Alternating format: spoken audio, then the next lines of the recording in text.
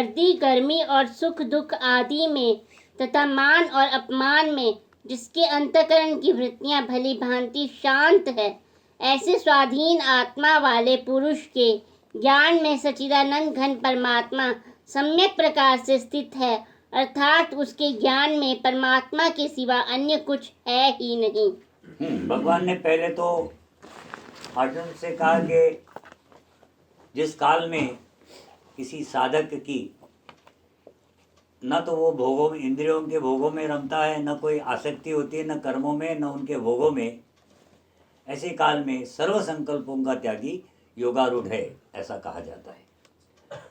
सब सर्व संकल्पों का त्यागी माने जिसके अंतःकरण में अब कामना बिल्कुल नहीं रही। तो देखो कामनाओं का त्याग होते होते होते वर्षों बीत जाते हैं। एक दिन में आप कहोगे कि मैंने सारी कामनाओं का त्याग कर दिया, तो निष्काम भाव आता नहीं है। तो साधक जब पहले शुरू करता है तो सबसे पहले वो निष्कामता लाने का प्रयास करता है। निष्कामता होती नहीं है। प्रकृति जो है, प्रकृति कामना करने वाली की दिशा में चलती है। तो हमेशा ही कामना, हर एक व्यक्ति की कामनाएं होती है। अब वो धीरे धीरे जब उसको बोध हो जाता है कि हमें निष्काम हो जाना है, तो फिर वो निष्काम होने की साधनाएं करता है, माने थोड़े बहुत जो कर्म है। अब ये सारा जितना योग अभी तक बताया जा रहा है, ये व्यवहार में करने वाला योग है, ठीक है ना, इन प्रैक्टिस, कि आप जो रोज़मर्रा का जीवन व्यतीत कर रहे हो उसमें करने वाली चीज़ें हैं। अब आप कहेंगे कि जी घर में रह कर के अनाश्रित हो सकता है कि नहीं हो सकता है, तो अपरिग्रही हो सकता है कि नहीं हो सकता है। तो देखो, अनाश्रित होना और अपरिग्रह का होना, न होना, माने अपरिग्रही होना, तो ये इतनी कठिन काम नहीं है। ऐसे तो असंभव है, पर वो असंभव को संभव करना ही योग है। ऐसा ना, सामान्य काम तो सब लोग कर, रोटी हर आदमी कमा रहा है। रोटी कमाना कोई बहुत बड़ा काम नहीं माना जा सकता आज के संसार में, क्योंकि हर प्राणी, सूअर कुत्ते बिल्ली से लेकर के हर एक प्राणी रोटी कमाता है। जिसको भूख लगी वो खाने पीने की खोज में निकल पड़ता है। और ये सारा संसार जो दौड़ता हुआ दिखाई दे रहा है ना, ये सब इन्हीं लोगों का संसार है कि जो रोटी के लिए भाग रहे हैं, ठीक है ना। तो क्या बोलोगे? हाँ, तो अब अगर मान लो, अब इनमें से कुछ लोग जो इस मार्ग में आए हैं और जिनको इतना तो बोध है कि हमारे जन्म का उद्देश्य आत्म कल्याण है, आत्म उन्नति है, ऐसे फिर जो सामान्य से हटे हुए लोग हैं, वही लोग फिर इस बोध के द्वारा इस सोच को लाते हैं कि हमने इस संसार में हम आए हैं, हमने जन्म से लेकर के पहले बच्चा बनना है, बच्चा बनने के बाद हमने जवान होना है, जवान होने के बाद हमने बूढ़ा हो जाना है, और बूढ़े हो जाने के बाद मर जाना है। तो हम यहाँ टेम्पररी आए हैं, कोई स्थायी तो आए है नहीं, अस्थाई स्थिति है हम लोगों की। तो जब अस्थाई रूप से हम यहाँ आए हैं, थोड़े समय के लिए आए हैं, तो क्या मेरा और क्या तेरा, वो ममता अपने आप हटने लगती है। माने मेरापन, मेरा मकान, मेरा मम्मी, मेरा डैडी, मेरा फलाना, मेरा, है ना, सिर्फ मेरा। और वास्तव में देखा जाए तो मेरा तो कुछ है नहीं। जिस प्रकार से आप यहां से मान लो कहीं दिल्ली जाते हो और वहां जाके रह लेते हो, तो वहां क्या भाव से रहते हो? एक कोई किराए का मकान ले लेते हो, ये सोच के ही रहते हो कि मैंने यहाँ थोड़े दिन के लिए आना है और चले जाना है। अगर उस भाव से इस संसार में वो जीता है, तब तो वो अपने आप ही अनाश्रित हो जाता है और अपने आप ही अपरिग्रही हो जाता है। हाँ, अब ये बोध तो हो गया, पर मात्र बोध होने से कोई करने वाला नहीं है। उदाहरण बहुत दे देते हैं कि वो तो ऐसा जी रहा जी, वो तो वैसा जी रहा जी। वो जीने के लिए तो सब जी रहे, है ना। आपके घर की गाय भी बड़ी सुखी है, कुत्ते भी है, सूअर रात को घूम रहे हैं, वो भी बड़े, माने उनको भी मजा आ रहा है ना, मक्खी आ गई है, तो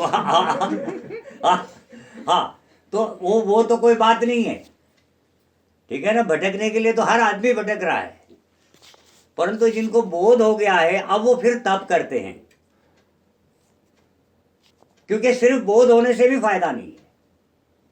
अंतःकरण जब तक कि वो मैला है, जब तक वो संसारित्व उस अंतःकरण में भरा हुआ है, तब तक ये सारी बातें झूठी लगती है।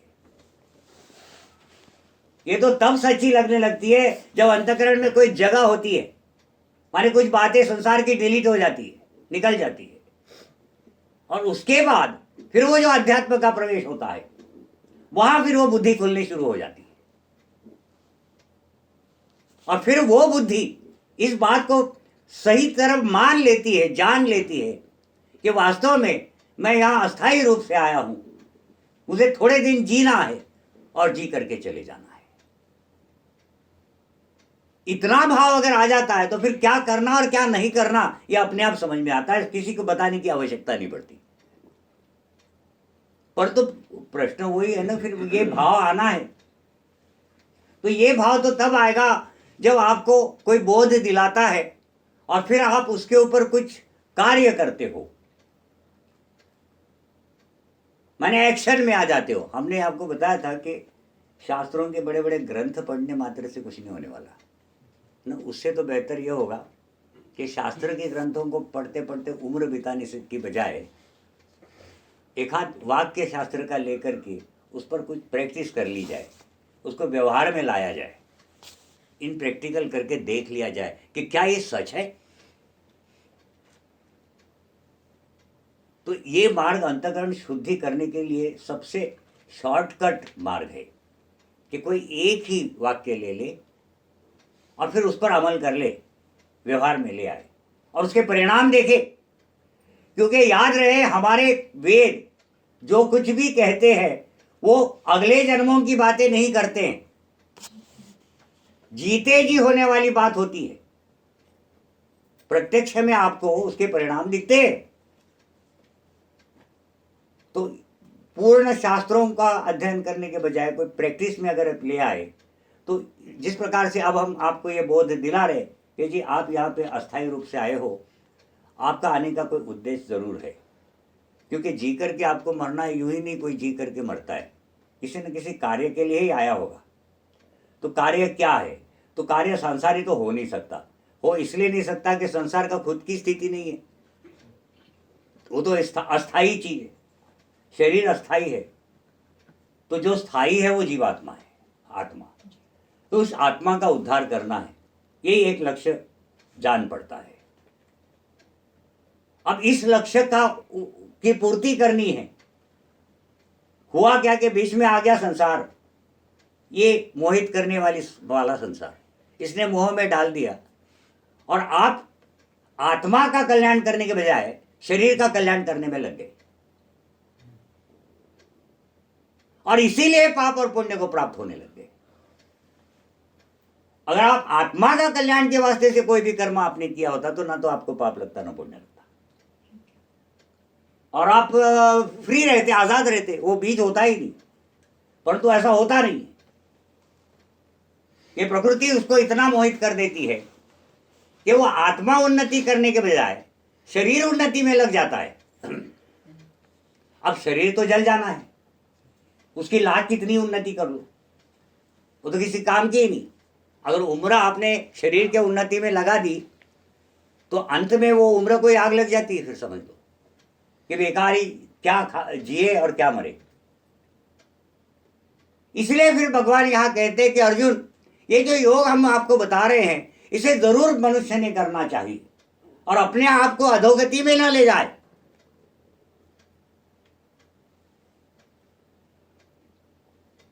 अब इसके लिए वो क्या कहते हैं कि वो अंतःकरण, क्योंकि खेल तो सारा अंतःकरण का है।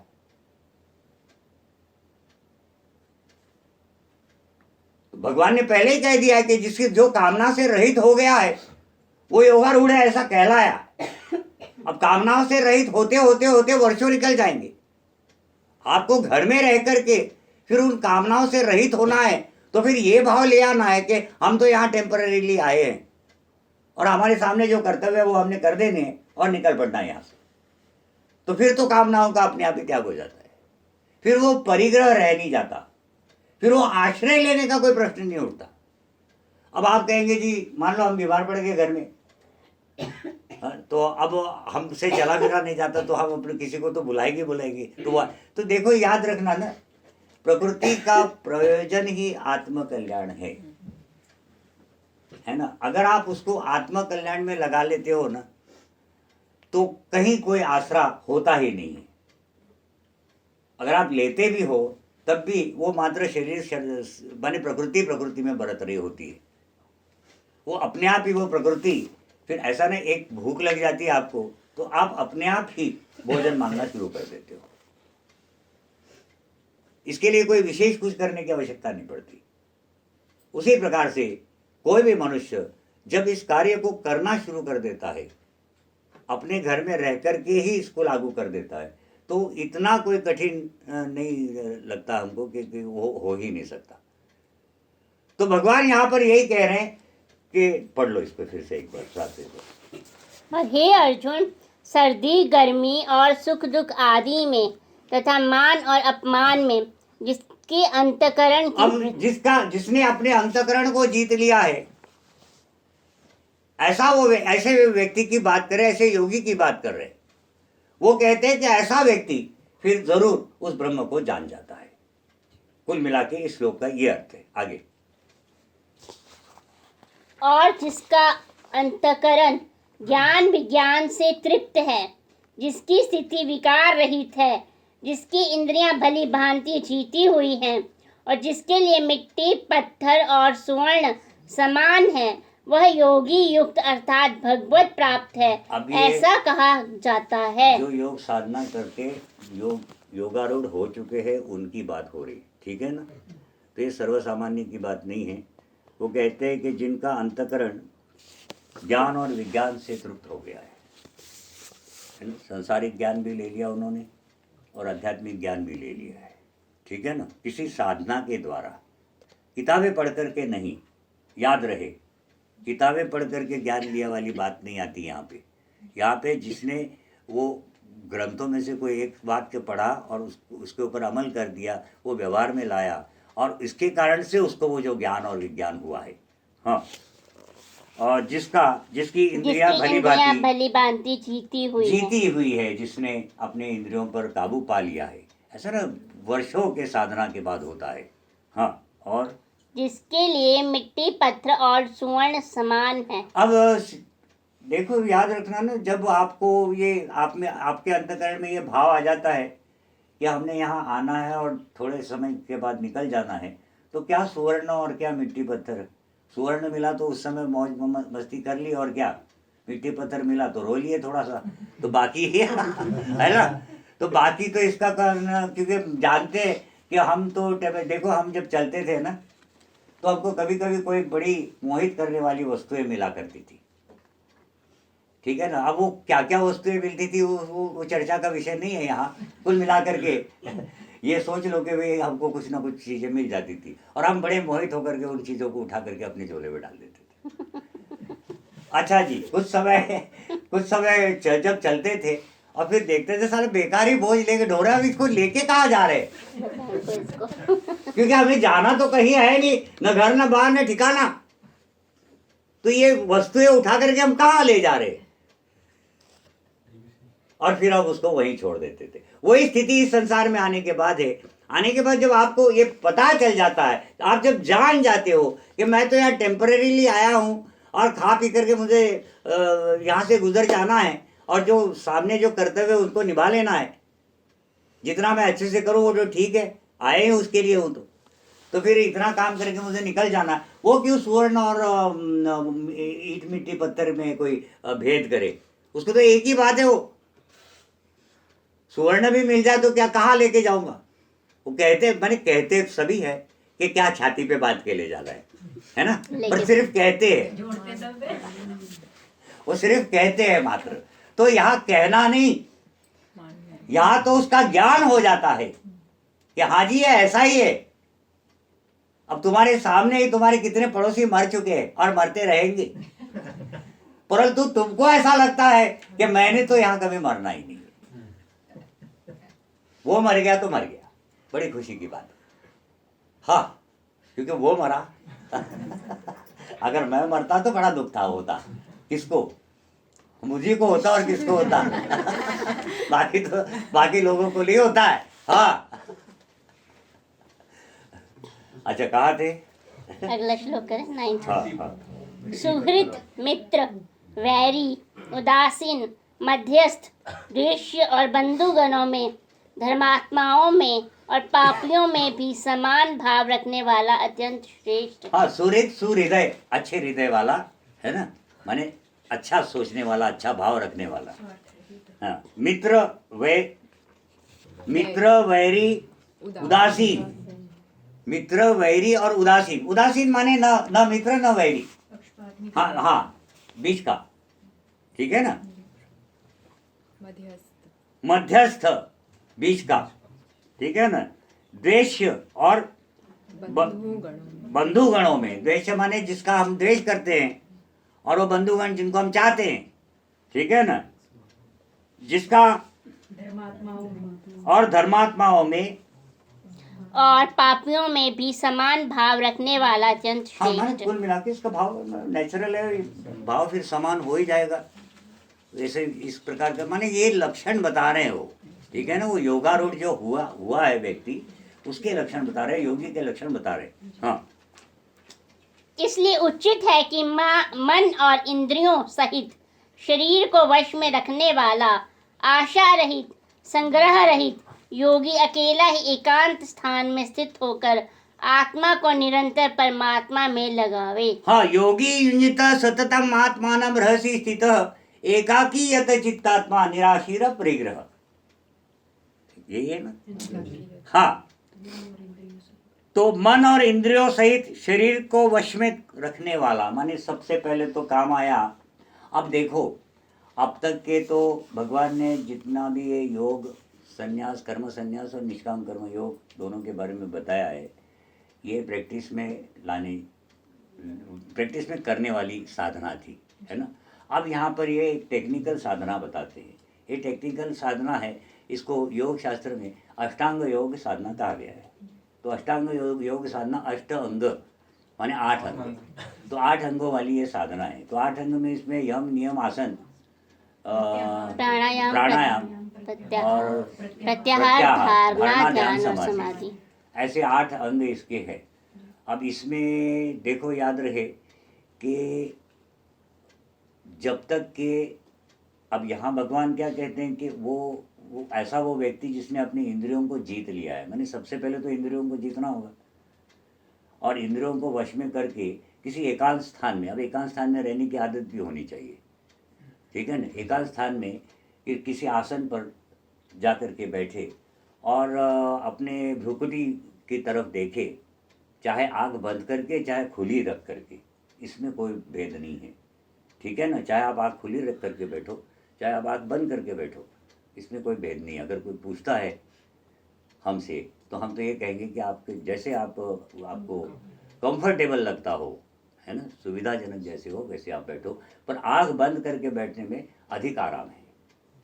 हाँ, तो फिर ठीक है, तो वो वहाँ एकांत स्थान में जाकर के अकेले बैठो और ओम का उच्चारण करो। अब देखो इसमें क्या होता है। अब ये तो इतना भगवान ने बता दिया है, परंतु अब इसको जुड़ते हैं अंग। अब देखो, एक यम पहला अंग है। अब यम में 5 यम है। तो अहिंसा, सत्य, अस्तेय, अपरिग्रह और ब्रह्मचर्य। अब यही फिर चरित्र के घटक कहलाते हैं, है ना। ये मनुष्य के चरित्र को बनाने वाले घटक है। माने ऐसे ये जो सत्य, अहिंसा, अस्तेय, अपरिग्रह, ब्रह्मचर्य, ऐसे 5 यम जो बताए गए हैं, ये जिस किसी व्यक्ति में पाए जाएं तो हम ये कहते हैं, समाज में भी कहा जाता है कि ये चरित्रवान व्यक्ति है, ठीक है ना। ये चरित्र के घटक है।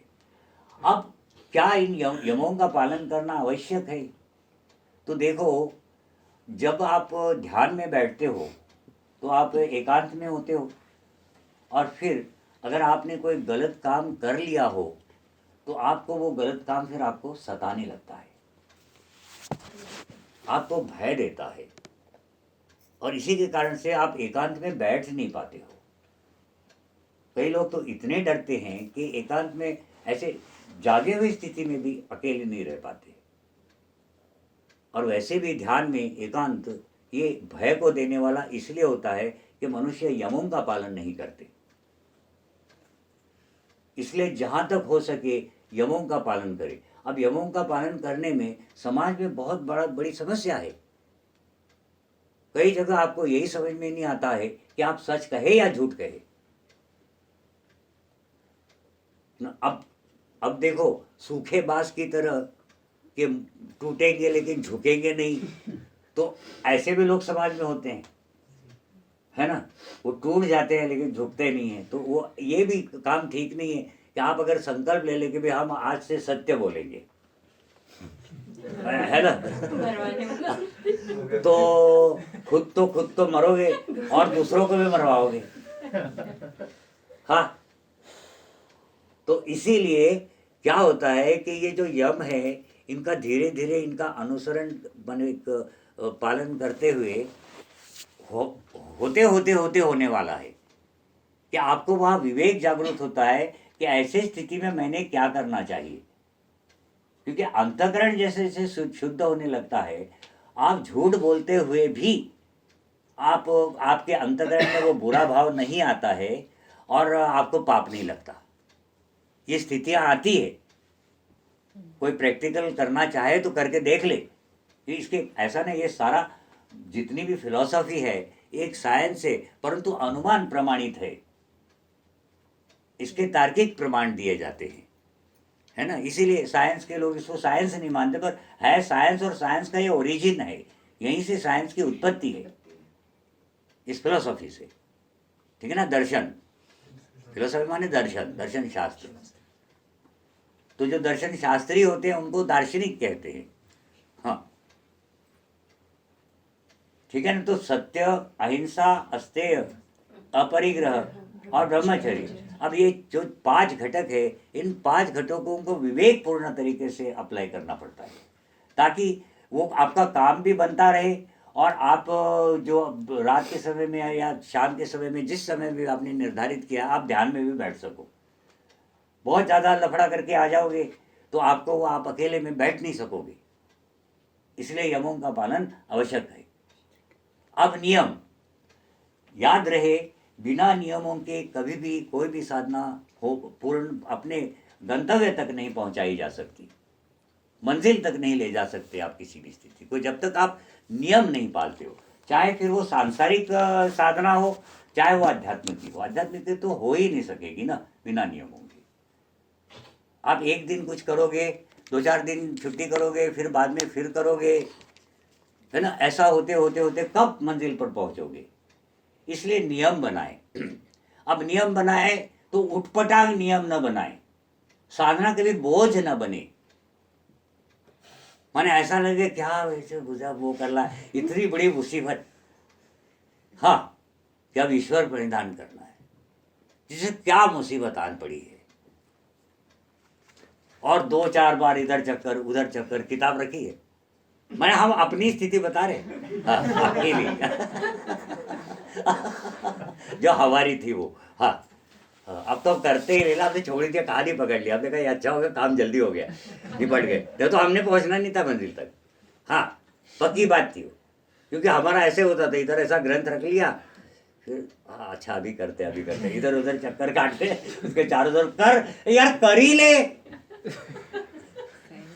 क्योंकि नहीं किए भी नहीं चलता और करने का मन नहीं करता। नहीं किए तो सारा मन दिन भर खाता है, तो तुमने वो भगवान का नाम ही नहीं लिया जी।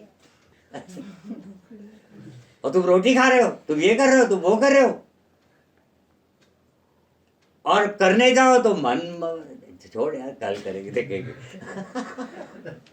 हाँ, तो शुरुआत में ये साधना इसी प्रकार की होती है, और ये कोई मन को शांति देने वाली भी नहीं होती। ठीक है ना। ये हमने गीता जी बड़े, हमारे मन को बड़ी शांति मिली, तो वो नहीं होने वाला। वो छोड़ो तो बात, वो हम जानते हैं कि क्या होता है। क्या हमने खुद ही करके देख लिया फिर क्या? हाँ, क्यों किसी से पूछे, है ना? अब जब अपना अनुभव है तो फिर इसको एक विशेष साधना के तहत इसे बांध लिया जाता है। वो साधना, वो नियम ऐसे हो कि जो जो आपको सुविधाजनक तरीके से आप उसको पाल कर, माने उसका पालन कर सको। एकदम से 4 बजे जागने वाला, 3 बजे जागने वाला आज के समय में ऐसे ना प्रासंगिकता देखी जाती है। ऐसे तो सत्वगुण के समय में सात्विक कर्म करना सर्वश्रेष्ठ है, क्योंकि इसमें सत्वगुण की वृद्धि होती है। इसलिए सुबह 3:30-4 बजे से लेकर के 7 बजे तक के अंदर अंदर कोई एक समय निर्धारित कर ले सुविधा अनुसार, और एकदम लंबा चौड़ा ईश्वर परिधान भी न रखे कि उसको करने में 2-2 घंटे लग रहे, 3-3 घंटे लग रहे, ऐसी भी हरकतें ना करें। क्योंकि क्या होता है, शरीर की भी माने अस्थाई है ना, सब हर चीजें तो अस्थाई है, स्थितियां बदलती जानी है। कभी शरीर सही होता है, कभी नहीं होता है, बीमार होता है। अगर 10-15-20 मिनट की अगर आपने साधना रखी है तो आप उस बीमार शरीर में भी उसको कर सकते हो। परंतु 2-2 घंटे की, इधर से पानी इधर चढ़ा, उधर से दही लाकर डाल, उधर बाहर वो दूध रह गया तो अगरबत्तियां ढूंढ रहे, है ना? ऐसे सब ड्रामे बाजी सब न करें, इनसे कोई लाभ नहीं। अगरबत्ती आप जलाते हो भगवान के लिए नहीं, आपके खुद के प्रसन्नता के लिए, और वो भगवान कोई लड्डू पेड़े तुम्हें लाके देने वाला नहीं है। जो तुम्हारे भोग है तुमको भोगने ही है। ये नहीं समझना कि हम गीता जी में यहाँ ज्ञान यज्ञ करने आते तो हमको हेलीकॉप्टर ला करके भगवान देगा, तो ऐसा होने वाला नहीं है। सब सुन लो ढंग से, और ऐसी सोच रख करके ईश्वर प्रदान करने वाला कभी अपने गंतव्य तक पहुंचता ही नहीं है। ये भी सुन लो, क्योंकि उसको रास्ते में ठोकर लग जाती है, ईश्वर रह जाता बाजू में, वो रह जाता इधर।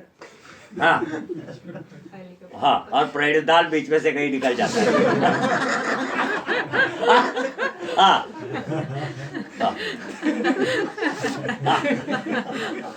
हाँ, और क्या? बाजू में। तो ऐसे सब नियम न बनाए, सिंपल नियम रखे जो आसानी से आप इसका पालन कर सको। इस प्रकार से नियम बनाए, 1 साल तक के लिए वो नियम पक्के न करें। कभी कभी क्या होता है, कौन से सिचुएशंस में अलग अलग स्थितियाँ आएगी ना, फिर क्या किसी का बुलावा आ गया, किसी की शादी हो गई, कोई मर गया, कोई क्या हो गया, तो उन समय में मैंने क्या कैसे कैसे इसको निभाना है, ये सारा पहले अपनी अच्छी प्रैक्टिस करो। और फिर 1 साल के बाद संकल्प ले ले, हाथ में जल ले ले, संकल्प ले ले कि ठीक है आज के बाद से ये मरते दम तक हम ये करेंगे। अब क्यों करेंगे?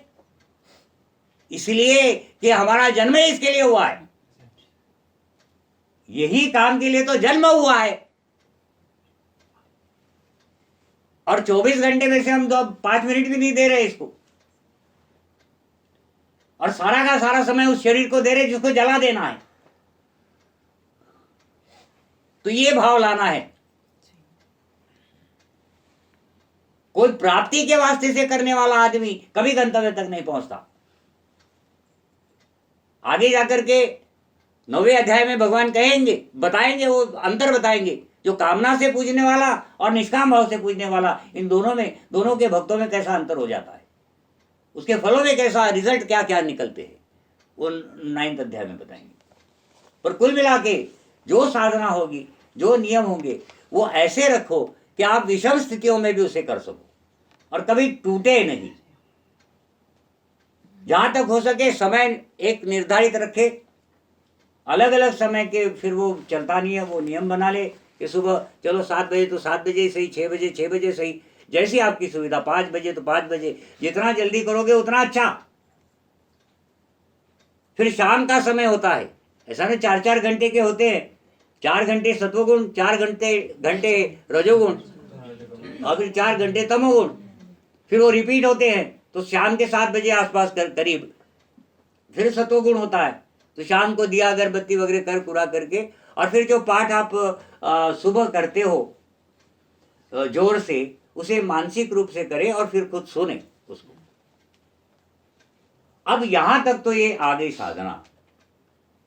अब ये हो गए, एक तो यम नियम, अब आसन, एक जगह बैठने की आदत। हमने आपको वो बताया था कि आप 24 घंटे में से कम से कम कोई 5 मिनट निकाल लो और अपने लिए दो। देखो इतने भागदौड़ क्या जीवन है तुम लोगों का, तुम लोगों को खुद को इसका आभास नहीं हो पाता क्योंकि तुम उसी में खुद में उलझे हुए हो। इस भागदौड़ के जीवन में थोड़ी देर हट करके बैठोगे और थोड़ा सोच दोगे, अपने आप ही आती है। फिर वो 5 मिनट के लिए अगर आप एकांत में चले जाते हो और आंख बंद कर करके बैठ जाते हो बिना हिले डुले, कोई मंत्र तंत्र नहीं बोलना है आपने, कुछ भी नहीं करना, सिर्फ बैठे रहना, तो देखो आपको कि धीरे धीरे धीरे धीरे करके आपकी इतनी शांति मिलने लगेगी और रोजमर्रा के जीवन की जो आप गलतियां करते हो जीवन में वो दिखने लगेगी आपको। और किस वजह से आपके अंतःकरण में ये भय छुपा होता है हमेशा 24 घंटे का, ये भी आपको पता चल जाएगा। आपका मन क्या है, बुद्धि क्या है, ये आपको मालूम पड़ जाएगा। मैं अलग हूं और ये सारा अलग है, ये भी मालूम पड़ जाएगा। पर कम से कम 5 मिनट 24 घंटे में से वो ध्यान दो, तो इसमें आपको पता चलता है। मानी इसको कहते हैं प्रत्याहार, ठीक है ना, पलट के देखना। तो इस प्रकार से यम नियम आसन, एक जगह फिर बैठने की आदत डाले। तो वैसे तो योग शास्त्र में कुछ 3 घंटे 12 मिनट का समय दिया हुआ है, तो चलो 3 घंटे तो क्या प्रयास कर लेना चाहिए। 5 मिनट 10 मिनट 20 मिनट जैसे जैसे, फिर अपनी अपनी बात है। अब यम अच्छा याद रखे, यमों को या है ना नारे लगा रहे अहिंसा के, है ना, तो ये कोई यम हाँ ऐसा ना, सत्य के नारे लगा रहे या अहिंसा के नारे लगा रहे, तो ऐसा नारे लगाने वाली बात नहीं है। यम अपने लिए होते हैं, संसार के लिए नहीं है। संसार जैसा जीता है जीने दे, है ना, बेमतलब की झंझटें ना करे, नहीं तो उलझ जाओगे दूसरे किसी मार्ग में। जो असली मार्ग है वो छूट जाएगा और दूसरे मार्गों में चले जाओगे। इसलिए न तो प्राणायाम की सिद्धि करने का प्रयास करें, किसी इन सब चीज़ों की सिद्धि करने का प्रयास न करें, कोई आवश्यकता नहीं है। ऐसा ना, आगे हम लोग जानेंगे कि एक जिसको ब्रह्म ही मिल गया उसको तो समझो ब्रह्मांड ही मिल गया, उसको किसी दूसरी चीज की सिद्धि की जरूरत नहीं है। तो प्राणायाम की सिद्धि, चाहे सत्य वचन बोलने के संकल्प, अहिंसा के संकल्प, ऐसे पागलपन संसार में आकर के न करें। यह आपका कर्तव्य नहीं है, ना आप इसके लिए आए हो। संसार जैसा था वैसा रहेगा, रहा है, ये कभी बदलने वाला नहीं। लाख आए और लाख चले गए, चिल्ला चिल्ला के मर गए, बेमौत मारे गए, पर तो संसार नहीं बदला। इसलिए इस झंझट में न पड़े। ये सोशल वर्क है, कभी कभी तो चलो ठीक होता है जब रोटी वोटी खिला देते बाकी तो बेकार है, ये सब बेकार की बातें। तो इन सब चीज़ों की सिद्धियां करने का प्रयास न करें। तो यम नियम आसन प्राणायाम है, प्राणायाम के बहुत तरीके आपने योग पातंजल योग प्रदीप पढ़ ही रहे हो, उसमें प्राणायाम के तरीके बताए हैं और उसके अलग अलग स्थितियाँ बताई है। सिर्फ जान लेना थोड़ा सा, उसके पीछे मत पड़ना, है ना। और अपने प्राणायाम करना तो थोड़ा सा सुबह उठ के योगासन जरूर करना, भले वो हाथ पैर हिलाने वाला वो जो योग है ना, हाथ पैर हिलाने वाला ही योग है ना वो, फिर तो फाइनली वो शरीर को तंदुरुस्त रखता है। वो कोई योग नहीं है, योग का बहिरंग साधन है। हाँ, ताकि आपका शरीर तंदुरुस्त रहे और आप इस साधना में बने रहो, तो उसको भी जरूर करें। तो शरीर शुद्धि, अंतःकरण की शुद्धि, अंतःकरण की शुद्धि ज्ञान से हो सकती है, तप से हो सकती है। ऐसा ना, हमारे वचन आज आपको अगर मान लो असत्य लग भी रहे हैं और कुछ समय के बाद जब आपका तप काफी परिपक्व हो जाता है तो फिर आपको वही वचन सही लगने लगते हैं, ठीक है ना। तो तप से इतना बड़ा अंतर पड़ता है, ठीक है। तो अंतःकरण की शुद्धि और शरीर शुद्धि, इस प्रकार से एक तो ये प्राणायाम हुआ। प्राणायाम के बाद प्रत्याहार, प्रत्याहार पलट के देखना। हमने आपको बताया कि आपका ये जो अत्यंत व्यस्त जीवन है, इस व्यस्त जीवन में आपके पास वो फुर्सत ही नहीं कि आप अपने आप की तरफ देखो। तो फिर वो जो 5 मिनट की हमने आपको साधना बताई है, उसमें जब आप हट जाते हो, कम से कम 5 मिनट, ज़्यादा से ज़्यादा आप जितना कर सकते हो, तो आप बाकी सब चीज़ों से हट करके फिर शांत पूर्वक अपने आप को सोचते रहते हो। और पहले पहले तो चलो ये मन बाहर ही भाग रहा होता है ना, वो बाहर के लोगों को कोसता रहेगा उस समय, उसने वो ऐसा किया था तब ऐसा हुआ, उसने वो किया था तो वो हुआ, और अगर उसने वो नहीं किया होता तो मैंने आज यहाँ बैठना नहीं था, मैंने तो वहाँ होना था, इंग्लैंड। हाँ हाँ, तो फिर ये सारी बातें पहले पहले करता है। उसके बाद फिर जब वो थक जाता है बाहर की दुनिया से, वो जानता है कि ये जो 5-10 मिनट है यहाँ ये व्यक्ति समर्थन देता ही नहीं है, खाली चुपचाप बैठा रहता है, तो फिर वो धीरे धीरे धीरे धीरे वो आज पर आएगा कि आज हमारे सुबह से क्या क्या क्या प्रोग्राम रहा, क्या कहाँ कहाँ हमने गलतियाँ की, क्या क्या हमने करना चाहिए था, और जीवन अपने आप संवरने लगता है, जीवन को एक नई दिशा मिलती है। ठीक है ना। और देखो अंतःकरण में फिर प्रसन्नता आने लगती है, जैसे जैसे इसके थोड़े थोड़े परिणाम मिलने लगते हैं, तब तो क्या बात है, विश्वास बढ़ने लगता है और होते होते काम बन जाता है। तो प्राणायाम, प्रत्याहार ये पलट के देखना, अपने जो बाहर की तरफ इंद्रियां भाग रही उनको अपनी तरफ खींच लेना, उन विषयों से हटाने का प्रयास करना जिस विषयों में जाकर के उलझती है, और व्यर्थ के ही विचार और विमर्श अपने ऊहापोह जिसको कहते हैं वैसे ऐसे सब मन बुद्धि में चला रहता है, जिसके कारण से आपके अंतःकरण में अशांति रहती है, और वो अशांति के कारण से आप कभी प्रसन्न होते ही नहीं।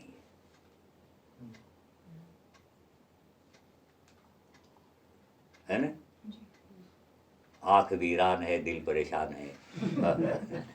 है ना। बहुत बहुत दुखदाई स्थितियां, जैसे सारा संसार का दुख उसी पर आ पड़ा है, सारा संसार सुखी है और वो एकमात्र दुखी है, ऐसा भाव आ जाता है, दीन भाव। फिर जहां जाते हैं वहां गिड़गिड़ाते हैं, हाथ जोड़ के खड़े रहते हैं।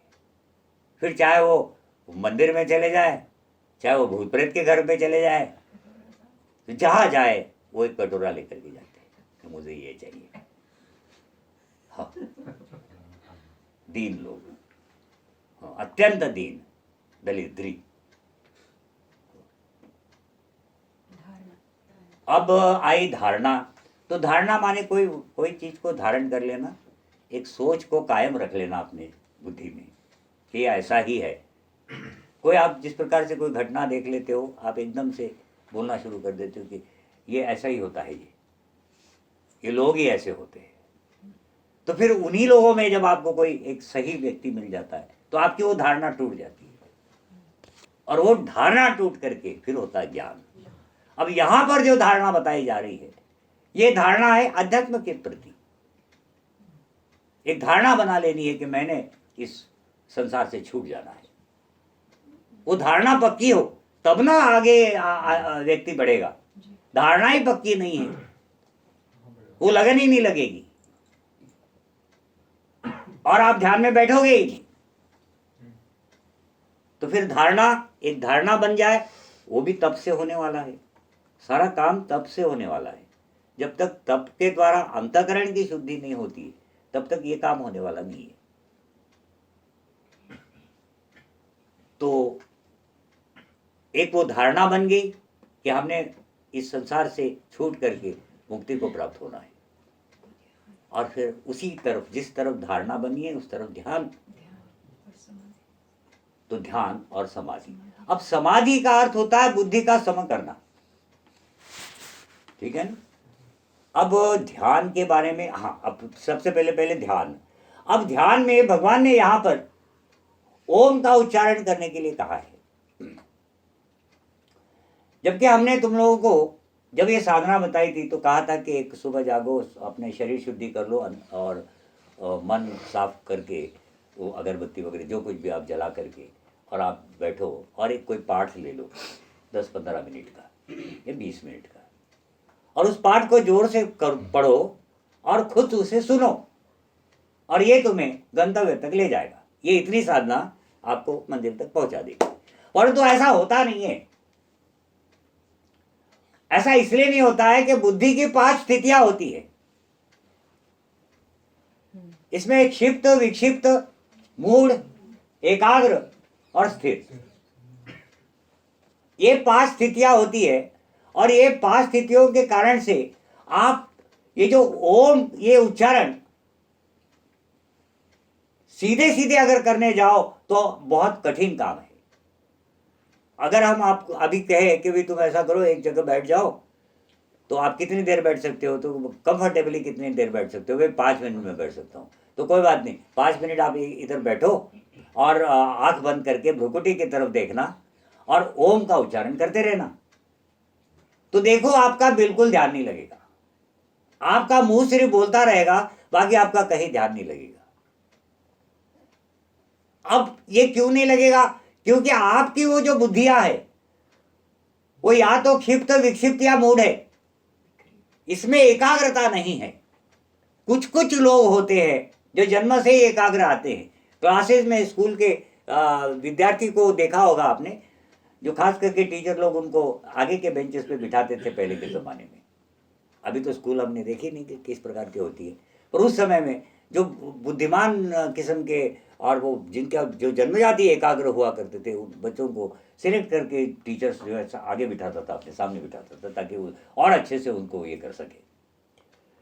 तो ये एकाग्र बुद्धि सब में नहीं होती, बहुत कम लोगों में पाई गई है जन्म से ही। इसलिए फिर वो क्षिप्त को विक्षिप्त, विक्षिप्त को मूढ़ और मूढ़ में एकाग्र करने के वास्ते से ये जो हमने आपको साधना बताई है वो साधना है। अब इस साधना के द्वारा, कौन सी साधना? ये जो सुबह उठ करके पाठ करना और जोर से बोलना और खुद सुनना, और शाम को मानसिक करना और सुनना, इससे आपकी बुद्धि क्षिप्त, विक्षिप्त और मूढ़ का उल्लंघन करके एकाग्र हो जाएगी। परंतु ये बुद्धि स्थिर नहीं हो सकती। इस साधना के द्वारा ये बुद्धि स्थिर नहीं होने वाली, क्योंकि वो पाठ चल रहा होता अंदर। जब तक उस पाठ का त्याग नहीं करोगे तब तक के बुद्धि स्थिर नहीं होगी। अब उस पाठ का त्याग करना है तो क्या करें? तो फिर ओम का उच्चारण करना है। वहां से माने पहले इस साधना द्वारा बुद्धि को एकाग्र किया और उसके बाद ओम का उच्चारण, माने फिर ये जो भगवान ने आगे बात बताई वो। बात समझ में आई? जी। हाँ, क्योंकि क्या ना, ये बात कट सकती थी जी, कट सकती है आगे जाके। किसी विद्वान ने जरूर पूछना था आपसे कि जी ये अगर आप पाठ कर रहे तो एकाग्र कैसे हो, ये स्थिर कैसे हो जाएगी बुद्धि? स्थिर तो होनी नहीं है। और फिर बाकी हाँ, शास्त्र। परंतु क्या है ना, इस साधना के द्वारा हम एकाग्रता पर आते हैं। जी। वो बुद्धि क्षिप्त, विक्षिप्त और मूढ़ का, तीनों का उल्लंघन कर करके सीधे एकाग्र हो जाती है। बड़ा शॉर्टकट, फास्टेस्ट मार्ग है ये। और जैसे ही ये एकाग्र हो जाए तो धीरे धीरे धीरे धीरे पाठ हटता जाएगा और ओम आता। ओम को लाना है। उस पहले आपने इस पाठ के द्वारा संसार को हटाया, अब ओम के द्वारा इस पाठ को भी हटा देना है और सिर्फ ओम का उच्चारण करना। यही वास्तविक ईश्वर प्रणिधान है। जी। वास्तविक ईश्वर प्रणिधान ये ओम का उच्चारण ही है। यहां आपका ईश्वर प्रणिधान शुरू होता है। वहां आपको ईश्वर का आभास होना शुरू हो जाता है।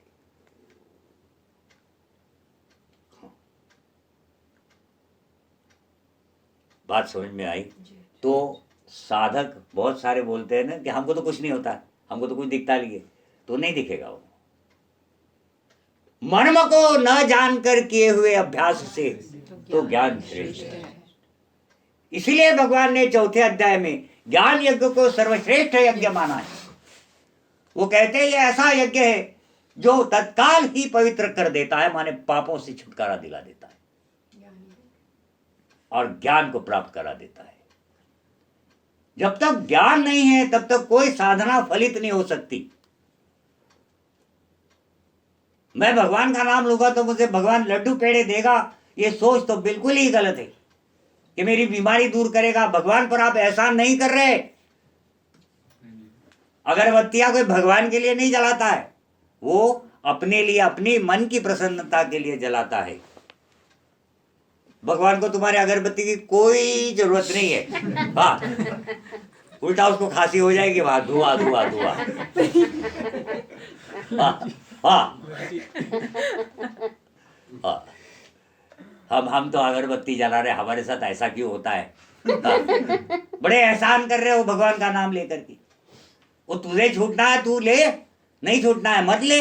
जानवरों को लटका रहेगा पीपल के पेड़ पर वर्षों तक, प्रलय काल तक, वो भी उल्टा। सिर नीचे बैठ। हाँ, बात समझे? हाँ, तो ये जो साधना बताई भगवान ने, ये एक टेक्निकल मार्ग है। तो आप ये कहोगे कि ये निष्काम कर्म योग है कि कर्म संन्यास है?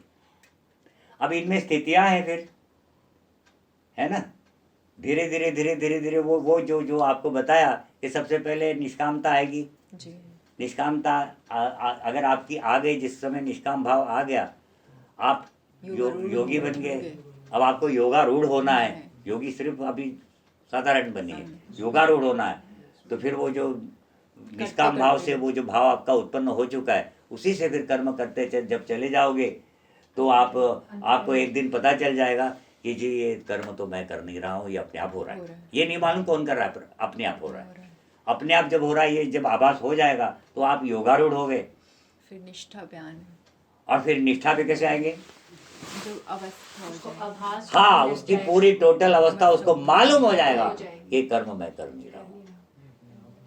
फिर समत्व आएगा। और वो वहाँ फिर कर्म संन्यास शुरू होता है, और फिर वो समत्व बुद्धि योग और वो सब। तो ये ध्यान योग के तहत आता है, इसी के अंतर्गत ये ध्यान योग है। और ये ध्यान योग ये भी एक बहुत ही शॉर्टकट मार्ग है जल्दी जल्दी भगवान को प्राप्त कराने का। और वास्तविक ईश्वर परिधान भी जो ओम का उच्चारण है यही है। जी। बाकी जितने मंत्र तंत्र है ये तो मात्र उन तक थोड़ा थोड़ा दूरियों तक पहुंचने वाली चीजें हैं, बाकी है तो ओम। हाँ, वैसे भी ओम के बिना हर वेद वाक्य अधूरा है। हाँ। समाधि, अब समाधि में समाधि या फिर अब एक तो संप्रज्ञात समाधि है, और ये कम। माने बुद्धि का सम होना, स्थिर हो जाना। तो संप्रज्ञात समाधि में उस व्यक्ति को पूर्ण रूप से संसार से अलिप्त नहीं हो चुका होता है, और उसको ज्ञान होता है कि वो ध्यान में बैठा हुआ है, वो दिन है कि रात है वगैरह, उसको आसपास का ध्यान होता है, सर्दी है कि गर्मी है। तो ये संप्रज्ञात समाधि है। और जो असंप्रज्ञात समाधि है, इसमें ये आगे की स्थिति है कि जहाँ पर बिल्कुल यानी संसार शरीर का ही ध्यान नहीं रहता है, वो शरीर से लगभग छूटा ही हुआ होता है।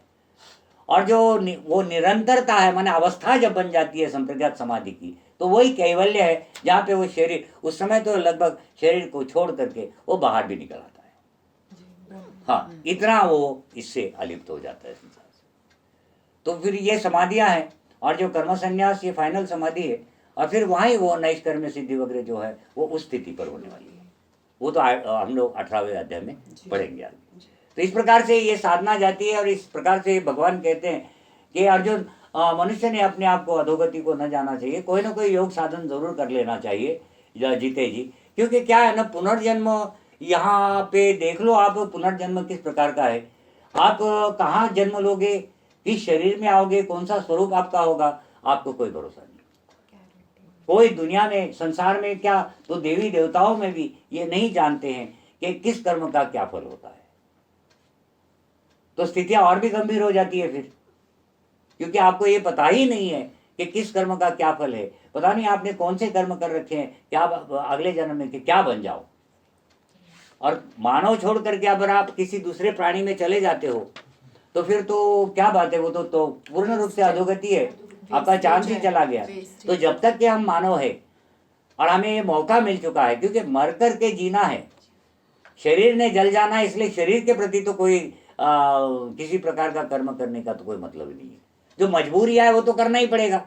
जो मजबूरी क्या है, तो इस शरीर को रोटी खिलानी है, तो कपड़े लगाने हैं, तो फिर इस शरीर को एक समाज बना हुआ है, उस समाज में सारे अज्ञानी होते हैं, ज्ञानी कौन होता है? तो फिर ठीक है, तो फिर वहाँ उस प्रकार से रहना होता है, उनके स्टैंडर्ड को भी मेंटेन करना पड़ता है। ये सारी चीजें तो करनी ही करनी है, इसमें तो कोई संशय नहीं है। ऐसा नहीं कि इन सब चीजों का इस चीजों का त्याग कर दोगे तो लोग आपको निकम्मा कहेंगे, निखट्टू निगोड़ा निठल्ला कहेंगे। हाँ हाँ हाँ हाँ हाँ, ये बैठे बैठे खा रहा है, बाप के भरोसे रोटी खाने वाला, और अपने आप को सन्यासी कहलाता है ना। तो फिर ये ऐसी सब चीजें नहीं करनी है। फिर इससे क्या होता है कि मनुष्य उन ताने जो देने वाले लोग हैं ना, इनसे डिस्टर्ब हो जाता है और अपनी साधना नहीं कर सकता। उसको लगता है कि मैं जो कुछ भी कर रहा हूँ गलत कर रहा हूँ, और वो जो साधना करते हुए भी पाप को प्राप्त होता है। हाँ, क्योंकि हर आदमी उसका विरोधी होता है। इसीलिए ये कर्तव्य तो निभाने हैं, ये तो मजबूरियां है, ये तो करना ही करना है। और फिर शक्ति संसार में सांसारिक शक्ति हासिल करनी ही होगी। अगर आपके पास सांसारिक कोई शक्ति नहीं तो आप तो जीवन दूभर हो जाएगा आपका। कोई भी आयरा गहरा नथु गहरा आपको गाली देके चला जाएगा। हाँ, बात समझ में आएगी नहीं? तो ये सारा तो सब कुछ करना ये मजबूरियां है, और जो आवश्यक है वो आत्म उन्नति है। तो उस आत्म उन्नति को भगवान कहते हैं कि इस योग मार्ग में आए, अपने आप को अधोगति को न पहुंचाए, क्योंकि मनुष्य आप ही अपना शत्रु है, आप ही अपना मित्र है। अब जो जिसने इंद्रियों को जीत लिया है वो तो मित्र है अपना, क्योंकि वो फिर सही दिशा में चला रहा है, उसके हाथ में गाड़ी आ गई। परंतु जिसने इंद्रियों को जीता नहीं है, जिसने कोई तप नहीं किया है, ऐसा व्यक्ति तो अपने आप से शत्रुत्व का ही व्यवहार करता है, क्योंकि अपने आप को वो अधोगति को ले जा रहा है। इतना अच्छा मौका मिला तो वो ही नहीं कर रहा, और फालतू संसार के फालतू बातों में उलझा हुआ है। जबकि ये संसार न तो खुद रहने वाला है, न तुम इस संसार में रहने वाले हो। ये तो अस्थाई है।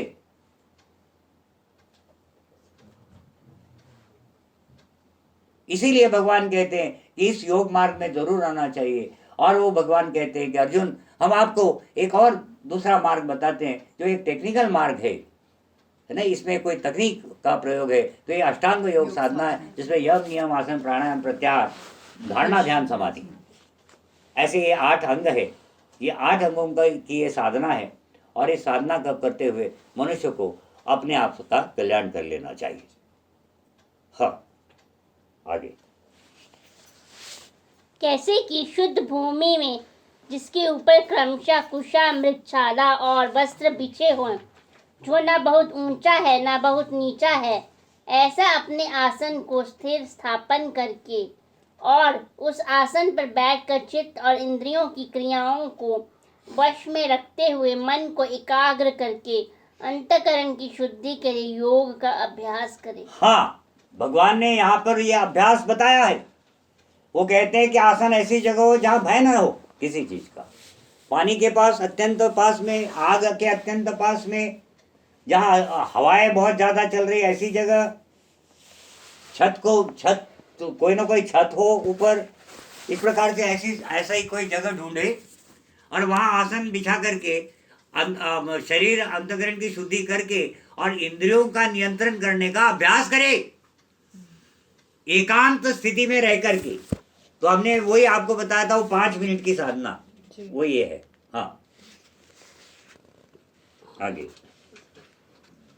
उसकी विधि इस प्रकार है कि काया, सिर और गले को समान एवं अचल धारण करके और स्थिर होकर अपनी नासिका के अग्रभाग पर दृष्टि जमाकर अन्य दिशाओं को न देखता हुआ ब्रह्मचर्य के व्रत में स्थित भय रहित तथा भली भांति शांत अंतःकरण वाला सावधान योगी मन को रोक कर मुझ में चितवाला और मेरे परायण होकर स्थित हुए। हाँ, भगवान कहते हैं कि इसमें फिर उस आसन पर जब बैठे तो बैठने की विधि बताते हैं कि एक तो पीठ एकदम सीधी हो, ठीक है ना, और दृष्टि नासिका के अग्रभाग पर, ये भ्रुकुटी पर जमाए, याद रखना। वहाँ ध्यान करने के लिए भगवान नहीं कह रहे,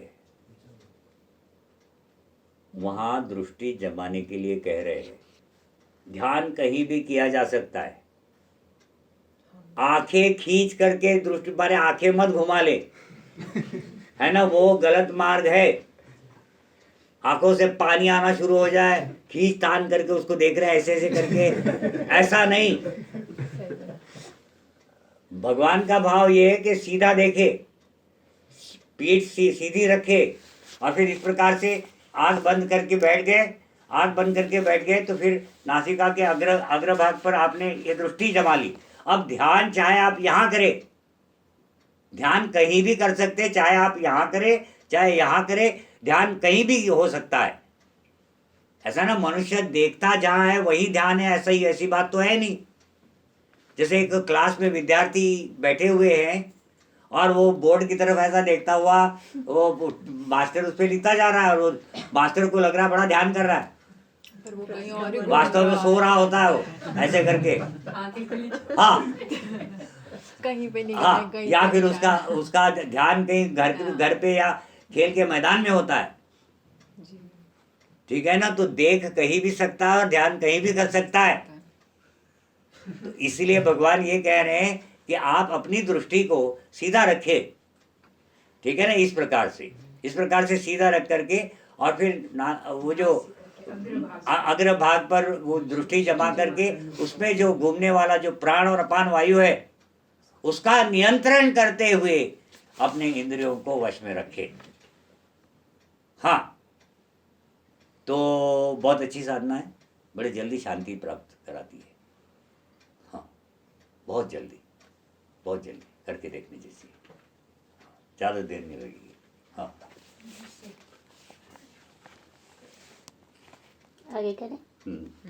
वश में किए हुए मन वाला योगी इस प्रकार आत्मा को निरंतर मुझ परमेश्वर के स्वरूप में लगाता हुआ मुझ में रहने वाली परमानंद की परिकाष्ठा रूप शांति को हाँ, प्राप्त। इस प्रकार से जब मन को तो मुझ में लगाएगा तो फिर वो जो आनंद है, ऐसा ना, शरीर के वो कोश बताए हुए 5, अन्नमय कोश, प्राणमय कोश, मनोमय कोश, विज्ञानमय कोश और आनंदमय कोश। अब ये इन कोशों की उनकी उतनी 5 बुद्धियां, हर बुद्धि अपने अपने ताल में नाच रही है, ठीक है ना। अब उन बुद्धियों को एक ही माने अलाइन करके, है ना, उनको उनकी अलाइनमेंट ऐसी करनी है कि हर बुद्धि एक ही बात कहे, जी। वहां पहुंचना है। अगर स्थूल बुद्धि ओम का उच्चारण कर रही है तो सूक्ष्म बुद्धियों ने भी ओम का ही उच्चारण करना है। तो बार बार वो मन को आप उसमें लगा रहे हो, वो साधना चल रही है आपकी, वो ईश्वर परिधान चल रहा है। तो भगवान कहते हैं कि ऐसा फिर वो योगी, उसकी जो पराकाष्ठा होगी, वो क्लाइमेक्स जो होगा, वो आनंदमय कोश में पहुंच जाएगा, वो परम आनंद को प्राप्त होगा। परम आनंद, अब ये अपना एक मन का आनंद, मानसिक आनंद भी होता है ना, वो जो क्षण भंगुर होता है, थोड़े देर के लिए आनंदित कर देता है और फिर उदासी लाता है। परंतु ये जो परमानंद है, इसमें उदासी की कोई बात नहीं है। एक बार आनंद आ गया। हाँ, वो आनंद इस संसार का है, वो विलक्षणता उसमें है, वो परम आनंद। अच्छा, चलो कर लेते। परंतु हे अर्जुन, ये योग न तो बहुत खाने वालों का और न बिल्कुल न खाने वाले का, तथा न बहुत शयन करने के स्वभाव वाले का और न सदा जागने वाले का ही सिद्ध होता है। अब यहाँ पे फिर अब इस योग में आना है तो शरीर तंदुरुस्ती बड़ी आवश्यक है। ये है ना, कोई ये कहते हैं ना कि जब भी भगवान का नाम ले ले तो बोलता है अभी मेरी उम्र भगवान का नाम लेने की नहीं है ना, मैं बुढ़ापे में नाम लूंगा। तो उसने बुढ़ापा कभी देखा नहीं, उसको क्या मालूम बुढ़ापा क्या होता है, ई करके वो क्या भगवान का नाम लेगा, ये बूढ़े लोगों का काम नहीं है ना। ये तो यंग व्यक्ति का है जहाँ शरीर तंदुरुस्त है। तंदुरुस्ती जब तक नहीं है तब तक आप ये साधना नहीं कर सकते। तो ठीक है, फिर उसके लिए भगवान कहते हैं कि यथा योग्य आहार, है ना, सही प्रकार का भोजन पाना, ये नियमों में ही शामिल करना होता है। तो ऐसा नहीं कि जागते रह गए, आज सीरियल टेलीविजन देखना है, कोई प्रोग्राम आ रहा है तो चलो हम जागते रहेंगे, तो फिर दूसरे दिन क्या होगा, वो साधना का टूट जाएगी आपकी। तो ऐसी सब हरकतें न करें, भगवान कहते, फिर अपना जीवन जो है वो एक विशेष डिसिप्लिन में, विशेष नियमों के अंतर्गत ढाल ले, भगवान का कहना है।